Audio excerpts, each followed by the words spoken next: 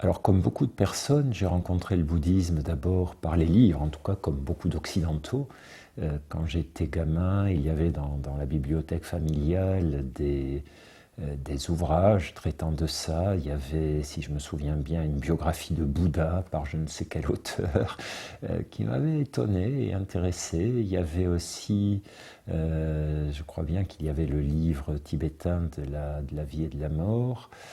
Donc voilà, ça a été le tout premier contact il y a longtemps.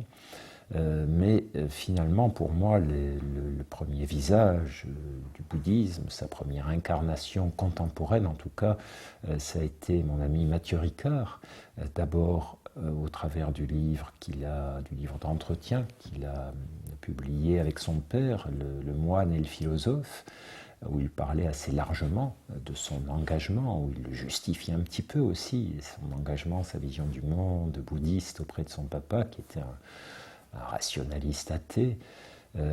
Puis après, j'ai rencontré Mathieu Ricard sur un plateau télé, comme quoi il y a aussi des chouettes choses qui se passent à la télévision. Et c'était en 2000, si je me souviens bien, ou en 1999, il y a une vingtaine d'années donc. Et là, nous sommes devenus amis. Et lui il m'a convaincu, sans faire de prosélytisme. Mathieu Ricard ne fait pas de prosélytisme pour qu'on se convertisse au bouddhisme, c'est pas son style, et ce n'est pas le style du bouddhisme en général. Mais Mathieu m'a beaucoup touché par sa rectitude, par son alignement, c'est-à-dire que j'ai trouvé que c'était un homme honnête, cohérent, qui incarnait les vertus bouddhistes dont il parlait dans les médias. Et du coup, ça m'a poussé à me pencher évidemment sur cette gigantesque religion, philosophie du bouddhisme. Et donc il m'a conseillé quelques-uns de ses livres. Et effectivement, c'est là que j'ai découvert son maître, ou un de ses maîtres, Dilgo Khyentse Rinpoche, dont il m'a recommandé plusieurs bouquins. Moi, j'avais été très, très touché par ce livre, Le trésor du cœur des êtres éveillés, de Dilgo Khyentse Rinpoche. Donc voilà, c'est une connaissance à la fois livresque et puis relationnelle par cette rencontre avec Mathieu, puis il y en a eu d'autres ensuite.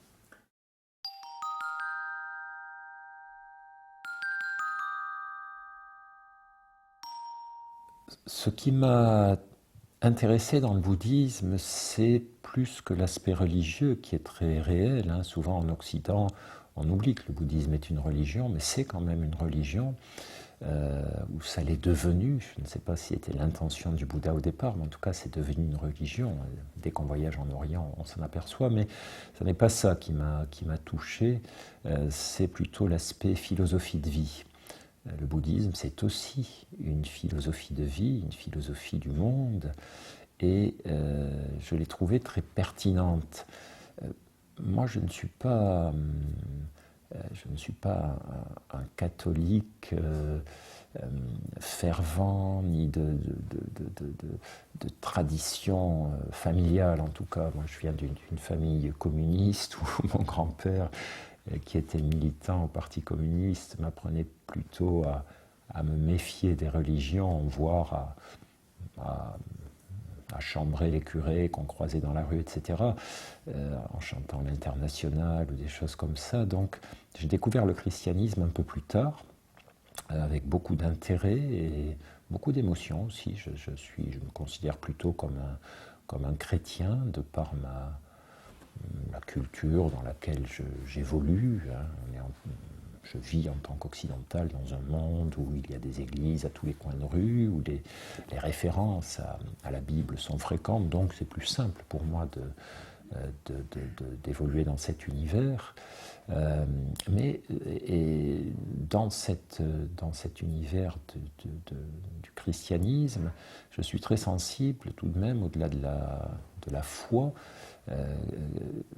à la philosophie du christianisme, le respect du faible, la compassion, la bienveillance pour le prochain, la non-violence. Et c'est aussi ce que j'ai retrouvé dans la philosophie du bouddhisme.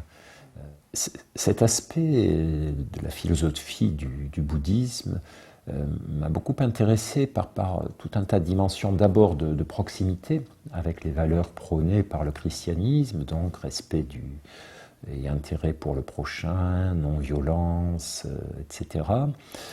Mais tout de même, ce qui m'a le plus interpellé, sans doute parce que je suis médecin, c'est le discours du bouddhisme sur la souffrance et aussi la philosophie de vie qui en découle, avec notamment les 4 nobles vérités, donc sur l'inévitabilité de la souffrance, de l'insatisfaction dans toute vie humaine, et sur les moyens de faire avec ça. Et là, j'ai trouvé que le bouddhisme apportait quelque chose que le christianisme n'apportait pas. Alors c'est peut-être une lecture personnelle du christianisme, mais c'est vrai qu'il y a un côté inconfortable dans la doctrine chrétienne qui est le discours sur la souffrance qui peut être une sorte de rédemption, de moyens d'accéder à davantage de foi, de se rapprocher de Dieu, de Jésus, etc. Bon, quand on est médecin ou même quand on est humain, c'est compliqué tout de même, ce type de discours, parce qu'on voit trop de personnes souffrir, des enfants souffrir, des personnes en fin de vie souffrir, et on a quand même l'impression qu'on ne peut pas se contenter de ce discours. En tout cas, qu'un médecin ne peut pas délivrer ce discours. Les prêtres, des pasteurs, etc. peuvent peut-être le faire.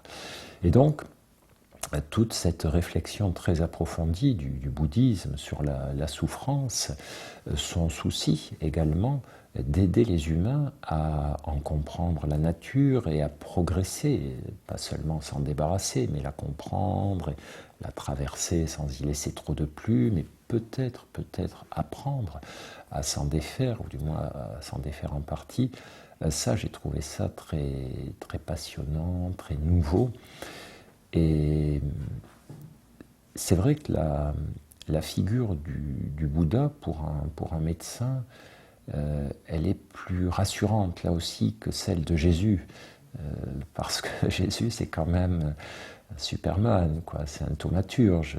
Il impose les mains et il provoque des guérisons miraculeuses. Donc ça, c'est extraordinaire. Mais évidemment, les soignants ne peuvent pas suivre cette voie-là. Elle est réservée à des personnages aussi exceptionnels que lui. Pardon. Mais évidemment, les médecins et les soignants ne peuvent pas suivre cette voie-là. Elle est réservée à des personnages aussi exceptionnels que lui. Et puis, il a un côté un peu inquiétant, Jésus.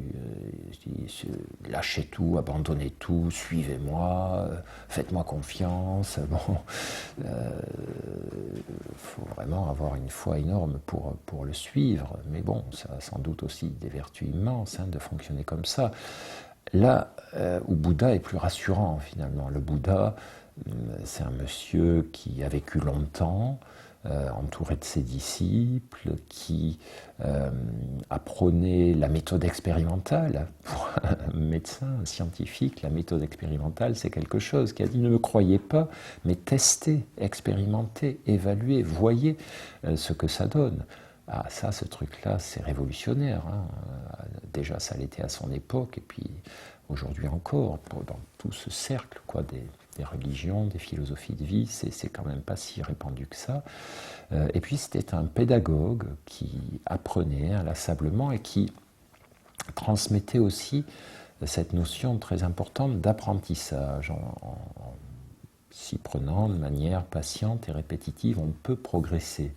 Là où Jésus est un petit peu quand même le chantre des thérapies coup de poing, quoi, des révélations soudaines.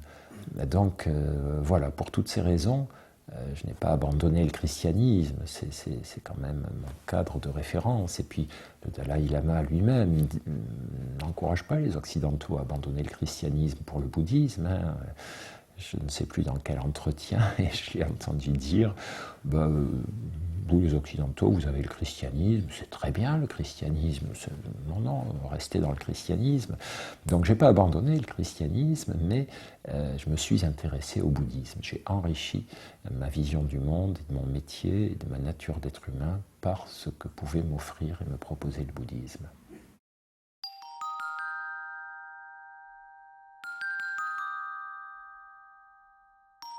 Le bouddhisme m'a aidé dans ma pratique médicale.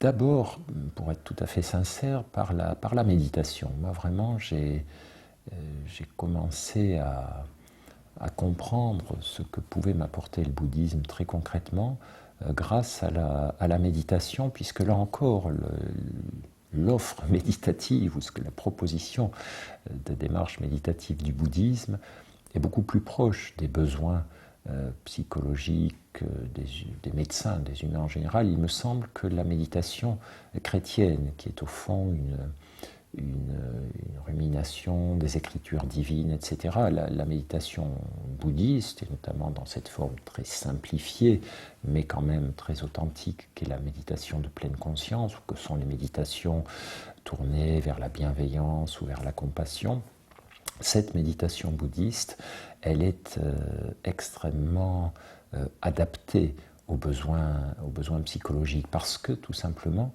elle est un entraînement de l'esprit. Elle va nous apprendre à cultiver un certain nombre de qualités très élémentaires comme l'attention, la présence, dans la pleine conscience, la présence au monde, la présence à l'autre, la présence à nos émotions, ou bien des qualités plus élaborées comme la compassion, la bienveillance, etc.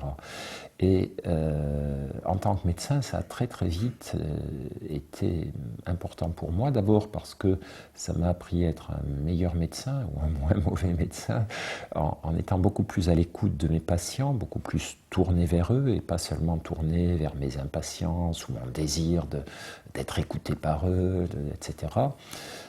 Et puis après, évidemment, il y a eu la découverte des publications scientifiques sur la méditation thérapeutique, cette fameuse pleine conscience, hein, dont les premières publications scientifiques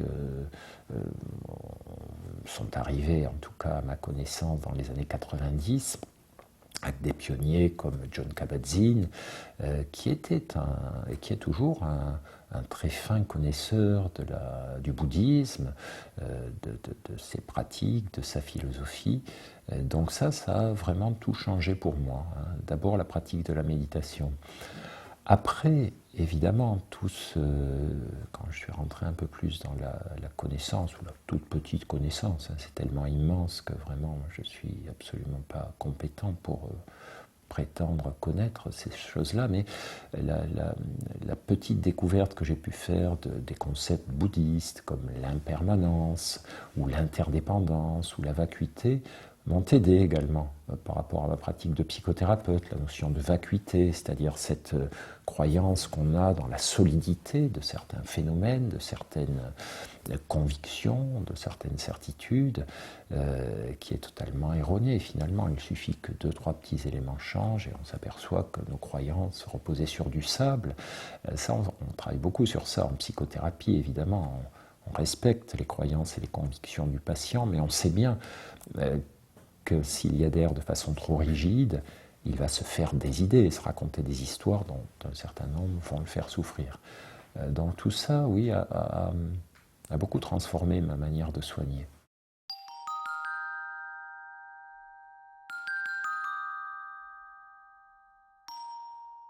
Jamais, en tant que médecin, moi je ne me suis permis de parler de christianisme ou de bouddhisme à mes patients.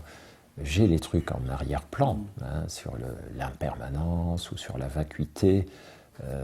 Ça tilte tout à coup dans le discours du patient. Puis je me dis, voilà, il faudrait que je lui transmette un petit peu ma réflexion et l'envie d'expérimenter cette réflexion dans son cas. Mais on n'est pas là pour ça. Et d'ailleurs, ce qui a fait la fortune de la méditation de pleine conscience, c'est ce côté laïque.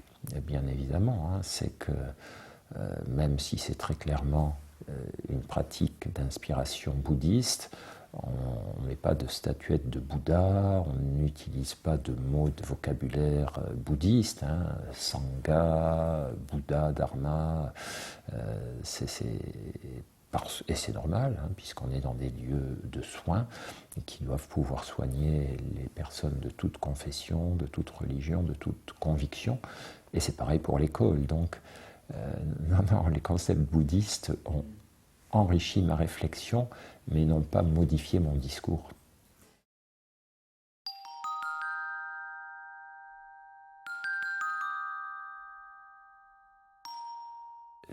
J'entretiens toujours un rapport de compagnonnage avec le bouddhisme, avec les lectures.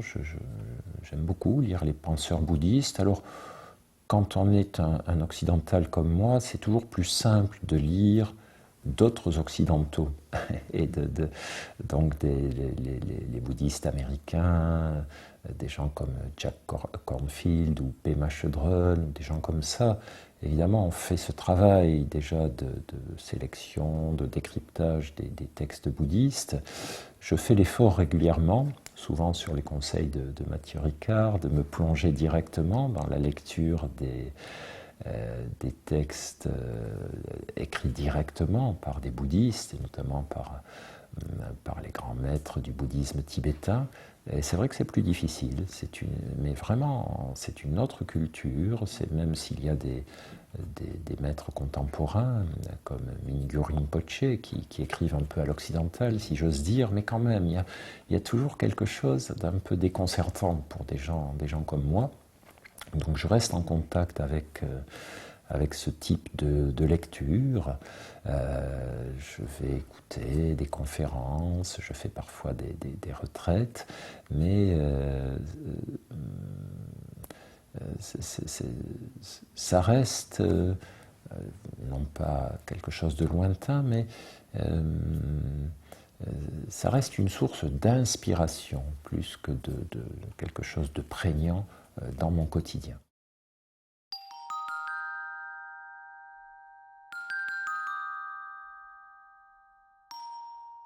Ça m'est difficile de répondre à cette question dans la mesure où je suis vraiment pas un expert, une fois de plus, du bouddhisme, donc très naïvement, à mon niveau, perception limitée, ce qui me semble précieux dans le bouddhisme, ou disons dans l'image qu'on a en Occident du bouddhisme, c'est d'une part la notion de bienveillance pour autrui, la notion de paix intérieure aussi. Ça, c'est peut-être, au fond, il y a dans le bouddhisme quelque chose qu'il n'y a pas dans le christianisme, hein, pour continuer cette comparaison. C'est la recherche de la sagesse.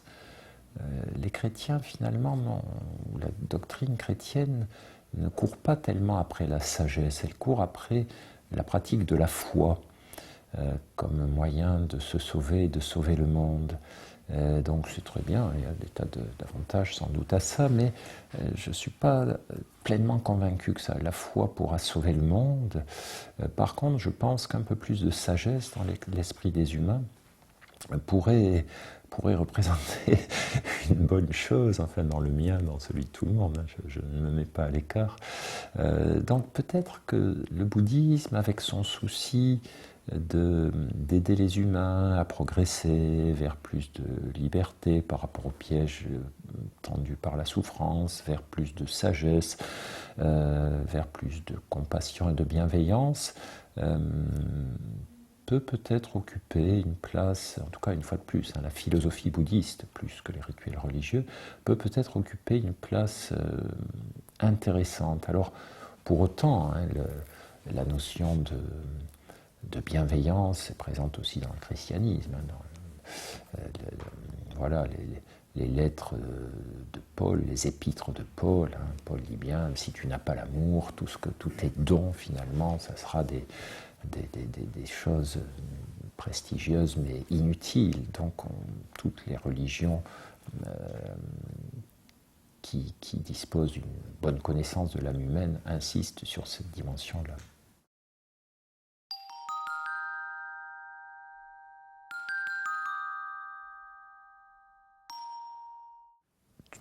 toutes les grandes religions ont encouragé tout de même les humains à respecter la nature, soit parce qu'elle était une création divine, ça ce sont les religions du livre, soit comme dans le bouddhisme, parce que finalement il est illusoire d'établir une différence entre moi et le monde qui m'entoure, entre moi et les autres humains, et il est au contraire vital et précieux de rappeler les liens d'interdépendance. L'interdépendance est un grand concept de la doctrine bouddhiste.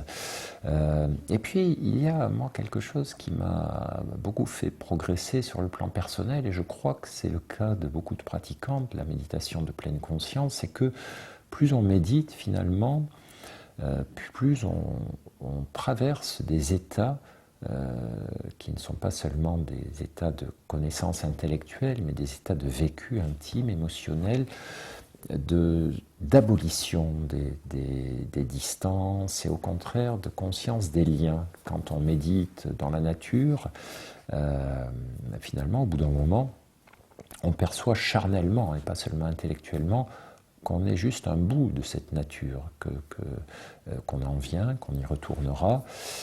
Et je crois que ces prises de conscience que nous apporte la méditation de notre appartenance au monde qui nous entoure, plutôt que de notre différence, qui nous donnerait le droit de l'exploiter, etc., c'est très précieux, mais c'est exactement aussi ce à quoi nous encourage le bouddhisme. C'est pas seulement un savoir, mais aussi une pratique. Et la méditation est une pratique qui nous permet de découvrir avec notre corps, avec notre chair, avec notre émotion, ce que les maîtres nous apprennent par leur enseignement et par leurs concepts. Et effectivement, cette notion de proximité, de fusion, d'interdépendance avec la nature, l'environnement animal et les autres humains, elle est précieuse et elle peut être utile aujourd'hui.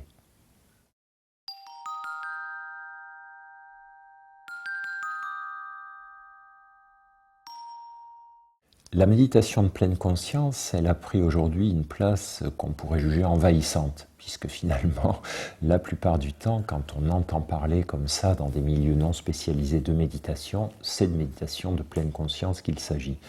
Alors ça n'est pas tout à fait un hasard, parce que finalement, la méditation de pleine conscience, qui au départ est quelque chose de très simple, l'attitude de pleine conscience qu'on va cultiver dans ces exercices méditatifs, l'attitude de pleine conscience est tourner délibérément son esprit vers l'instant présent, sans jugement, sans attente, sans désir de contrôler quoi que ce soit, mais se rendre disponible, ouvert, accueillant, curieux de ce qui est là.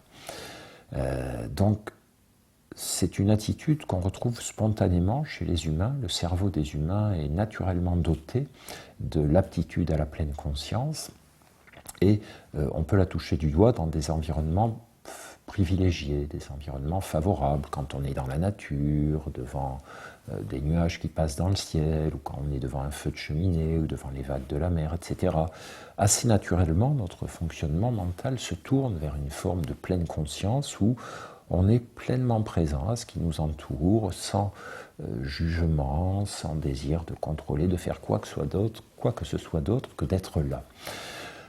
Et l'ambition de la méditation de pleine conscience est d'autoproduire cet état où qu'on soit, dans une salle d'attente de dentiste, alors qu'on entend la roulette, ou sur un arrêt de métro, ou à son travail, etc.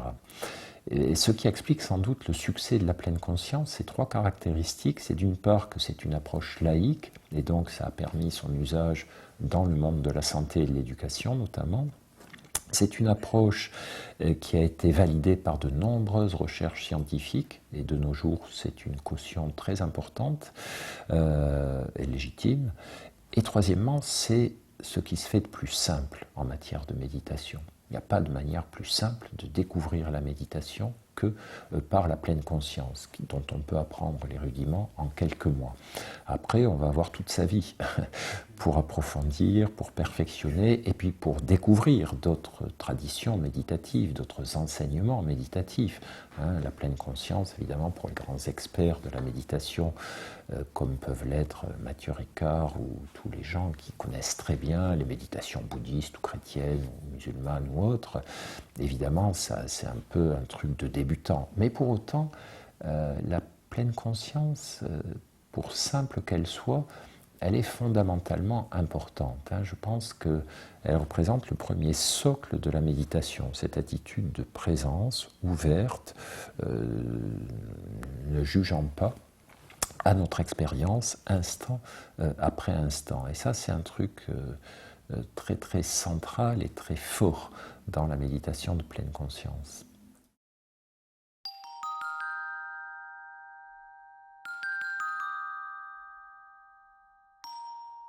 C'est vrai que c'est un débat important.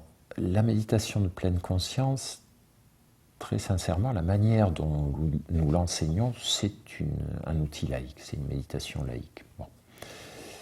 Mais il y a deux choses qu'il faut garder à l'esprit. D'abord, que ses racines sont ancrées dans le monde de la religion et de la spiritualité. La méditation de pleine conscience est un outil très récent par rapport à l'histoire extrêmement ancienne des pratiques méditatives. C'est 2 millénaires ou 2 millénaires et demi. Et donc elles ont toujours été, jusqu'à une époque récente, des traditions ancrées donc, dans la religion, la spiritualité, etc.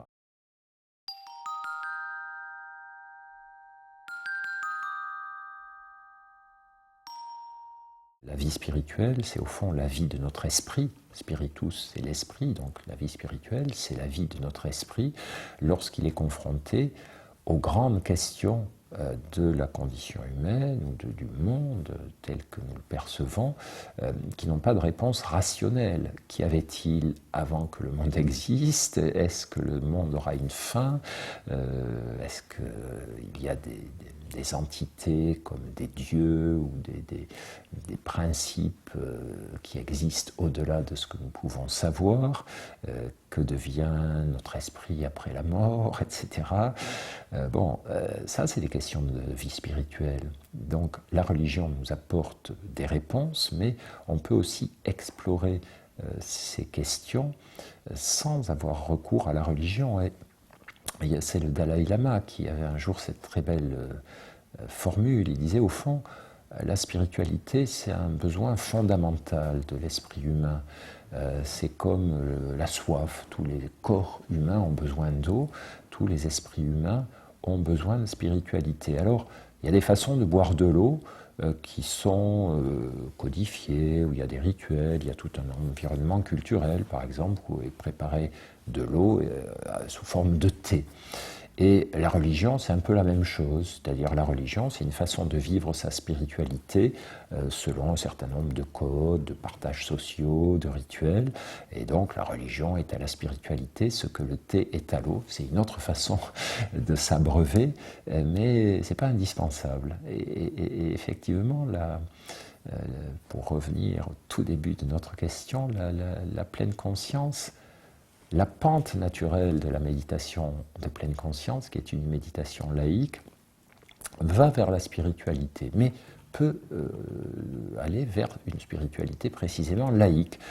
Chez les croyants, la méditation de pleine conscience peut les aider à mieux croire, à mieux prier. On voit ce phénomène à l'œuvre aujourd'hui dans le monde du christianisme, avec le renouveau des traditions méditatives chrétiennes qui, très clairement, bénéficient grandement de la vogue de la méditation de pleine conscience. Grâce à la pleine conscience, les chrétiens redécouvrent la richesse de leur propre tradition méditative, ce qui est très intéressant, très passionnant pour eux et pour tout le monde d'ailleurs.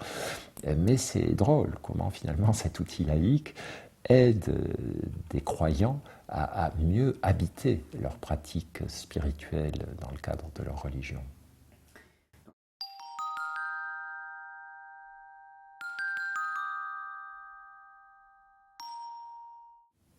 Sur un plan médical, la méditation de pleine conscience a montré, dans le cadre d'études relativement rigoureuses tout de même, pour qu'on puisse affirmer plus ou moins ces choses-là, elle a montré qu'elle pouvait aider un certain nombre de personnes. En médecine, globalement, la méditation est un très bon outil pour réduire le niveau de stress. Et le stress en médecine, c'est le grand aggravateur. Que vous souffriez d'asthme, d'eczéma, d'hypertension, de cancer, le stress aggravera toutes ces choses-là. Donc si vous réduisez votre niveau de stress, vous allez influencer favorablement l'évolution de votre maladie ou de vos fragilités. En psychologie, en psychiatrie, en psychothérapie, les données les plus nombreuses sur les bénéfices de la méditation concernent ce qu'on appelle les troubles émotionnels, les problèmes de stress, là encore, mais dans leur dimension plus psychologique et non pas plus physique, les problèmes d'anxiété, les problèmes de dépression, sachant que la méditation n'est pas un moyen de guérir les états aigus. Si quelqu'un a des violentes attaques de panique, s'il est en pleine dépression, il y aura des choses beaucoup plus efficaces, beaucoup plus rapidement efficaces que la méditation. Mais la méditation de pleine conscience sera un très bon outil adjuvant au traitement médicamenteux ou psychologique et surtout sera un très bon outil de prévention des rechutes. Après, on me pose la question effectivement souvent de l'usage de la méditation pour des pathologies plus sévères, comme des troubles délirants, des hallucinations, des problèmes de schizophrénie, etc. Comme on dit parfois, ça ne peut pas faire de mal, encore que, il faut être très très prudent, mais je dirais que pour ces patients, ça n'est pas forcément une priorité. La méditation, ce qu'il faut voir, c'est que c'est quand même une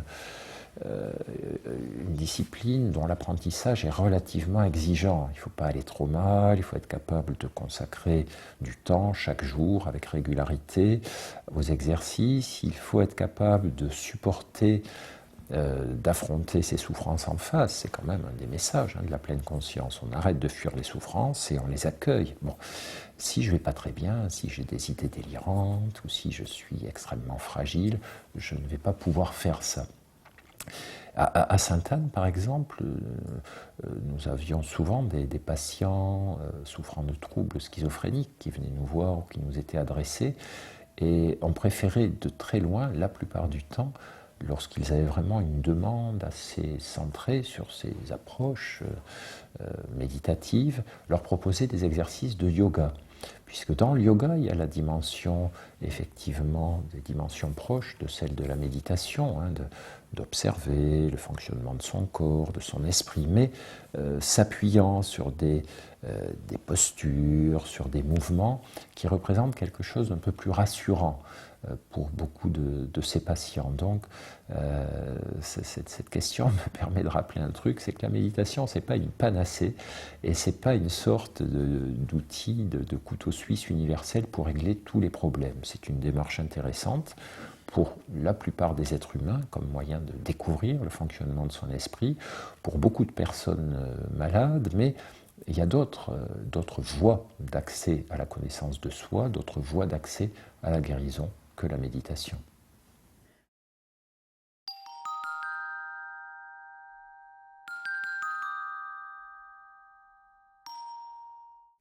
En ce qui me concerne, bon, mon cas n'est pas plus passionnant que celui de quiconque, mais c'est vrai qu'on me pose souvent la question.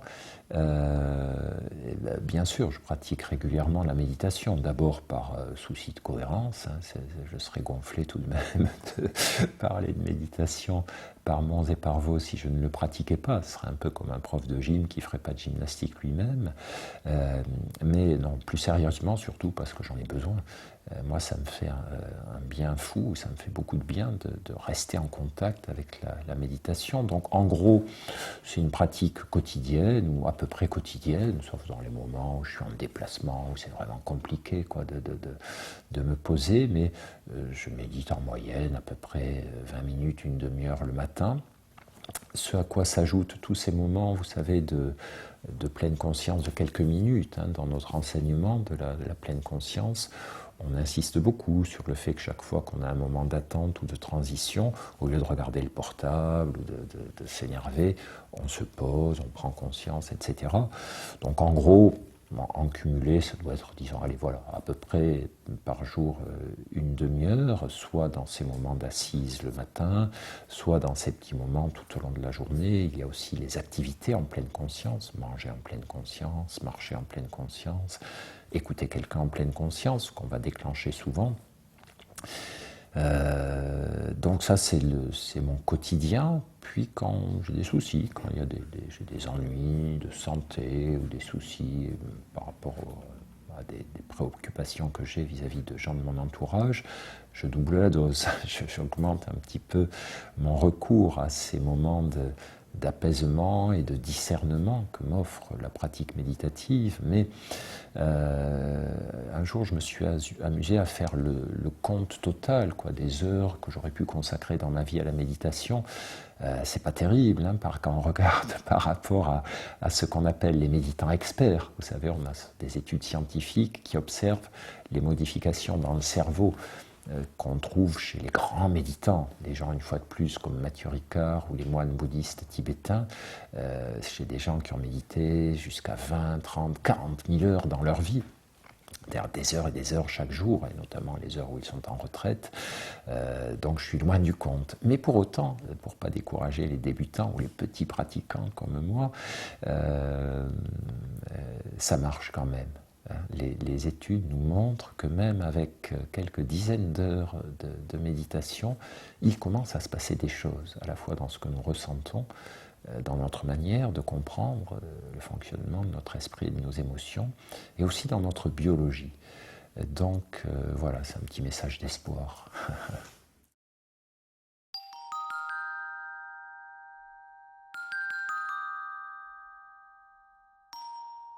Je crois que la méditation va enrichir toutes nos activités. C'est-à-dire effectivement, c'est pas seulement cette séparation entre les moments où on vit dans l'énervement, la dispersion, la superficialité, puis les moments où on médite dans la stabilité de l'attention, dans le discernement. C'est que peu à peu, la méditation va imprégner nos manières d'être, nos manières de faire. Et par rapport à l'écriture, puisque c'est votre question, oui, je crois que la pratique méditative a profondément modifié ma manière d'écrire en m'apprenant, en m'offrant plus de stabilité attentionnelle. Dans l'écriture, un des obstacles que l'on rencontre, c'est la dispersion. Parce que dès qu'on a un peu de mal à transcrire ce qu'on ressent, dès qu'on bute sur une difficulté, le risque c'est qu'on arrête et qu'on passe à autre chose. Et l'intérêt qu'il peut y avoir, en tout cas dans ma façon d'écrire, c'est que j'accepte que ça soit difficile, mais je reste quand même en contact avec l'idée que je cherche à transmettre. Donc, ça ne veut pas dire que je reste fixé à ma feuille de papier ou à mon ordinateur, mais je me lève, je fais quelques pas de marche en pleine conscience dans mon bureau, en laissant l'idée tourner dans ma tête, sans vouloir avoir de résultats, ou bien je sors carrément marcher une demi-heure, une heure, en pleine conscience, en me disant voilà, là il y a un petit truc qui bloque, continue avec ça, tu verras bien si quelque chose émerge ou non. Donc sur la stabilité de l'attention, sur la meilleure acceptation des difficultés, et peut-être aussi sur la meilleure connaissance du fonctionnement de mon esprit, les pièges que je me tends à moi-même, l'apparition d'un discours autocritique. Non, c'est pas bien ce que tu fais là, alors que je sais bien que quand on écrit, le pire ennemi, c'est nous-mêmes, quand on se juge en même temps qu'on écrit. Il y a un temps pour écrire, un temps pour se juger. Mais bon, je pense que chaque personne qui cherche à écrire a ses propres visions de la chose. En tout cas, c'est ce que la pleine conscience m'a apporté.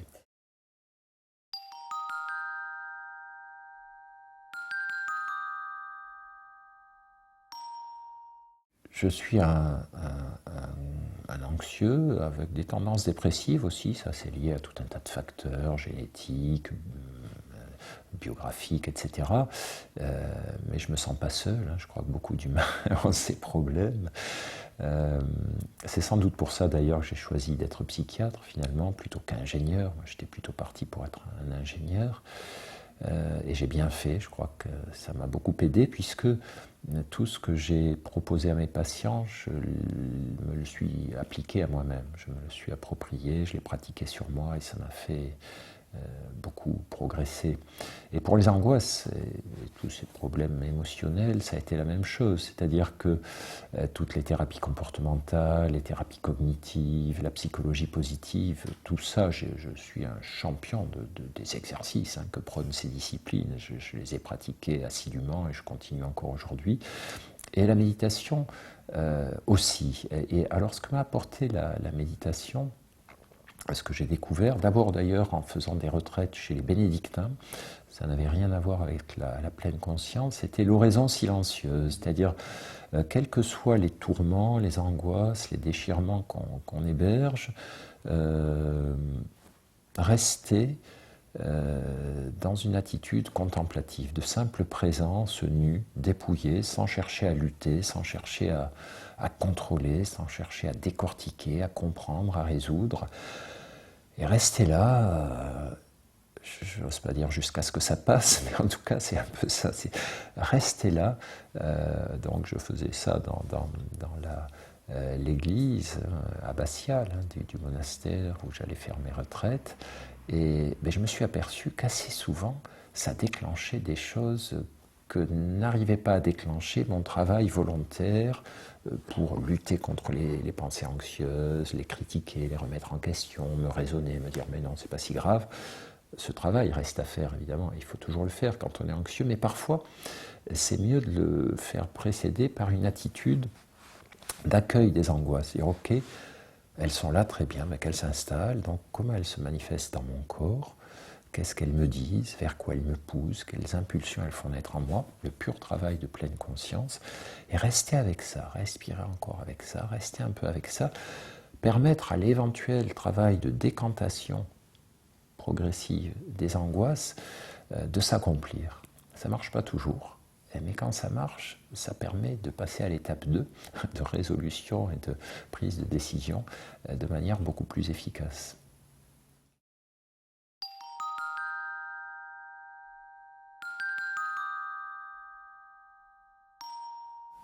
Des conseils pratiques, bon, moi je ne suis pas un grand maître de méditation, donc c'est des conseils de débutant finalement. Moi je suis un faux débutant, comme on dit en anglais. Je sais un peu parler anglais mais pas très bien, je sais un peu méditer mais pas très bien, rien à voir avec ce que peuvent être des vrais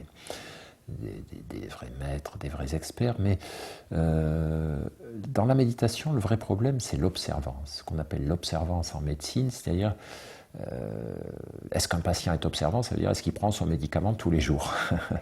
Parce que sinon ça ne marchera pas. Est-ce qu'il prend le bon médicament? Est-ce qu'il le prend régulièrement? Et la méditation c'est un peu pareil, c'est une forme de médecine finalement. Le mot méditation vient de la racine méditation, vient de médéri, qui est un substantif qui veut dire soigner, donner une médication, mais qui ne marche que si on l'absorbe chaque jour. Et donc, le grand problème qu'ont tous les pratiquants, les néo-pratiquants de la méditation, c'est la régularité. Et le conseil que je donnerais par rapport à ça, c'est d'abord de savoir que tout le monde rencontre cette difficulté. Alors, sauf les moines qui sont dans un cadre où tout les pousse à ça. Mais les laïcs, la vie quotidienne, représente d'une certaine façon une course d'obstacles qui tente de nous faire consommer notre temps à autre chose qu'à la méditation. Donc c'est un problème normal et universel. Deuxièmement, c'est normal aussi qu'il y ait des moments dans notre vie où on médite moins, parce qu'il y a des urgences, parce qu'il y a des difficultés, parce qu'on a perdu un petit peu la motivation, l'inspiration. Donc il ne faut pas s'en vouloir, il ne faut pas se faire de reproches excessifs, mais simplement voir si on ne pourrait pas garder le fil, garder le lien avec la méditation, justement par ce qu'on appelle les pratiques informelles. C'est-à-dire non pas les assises silencieuses en début de journée où on va faire des exercices approfondis, mais tous ces petits moments où on est en train d'attendre un ami à la terrasse d'un café, son tour chez un médecin, ou un bus, un métro, un train, et où, sans que ça nous prenne plus de temps, puisque de toute façon l'attente va nous prendre du temps, mais on attend différemment, en pleine conscience, en méditant un petit peu sur ce que nous sommes en train de vivre, de ressentir, de penser. Et de même, pour rester en contact avec la méditation, même si on ne fait pas les exercices approfondis, agir en pleine conscience. Quoi que nous fassions, le faire de tout cœur, en essayant d'être le plus présent possible à ce que nous faisons. Lorsque je parle avec quelqu'un, ne pas juger ce que me dit l'autre, ne pas préparer ma réponse, mais être vraiment pleinement dans l'écoute. Puis après, je serai pleinement dans la réponse. Donc, si j'ai des conseils à donner, ça serait peut-être ceux-là, effectivement, qui reviennent à ce grand conseil traditionnel dans l'enseignement de la méditation, c'est plus on va progresser, moins il y aura de différence entre les moments où on fait les exercices de méditation et les moments où l'on vit. Parce que des tas de moments de notre vie seront accomplis en pleine conscience.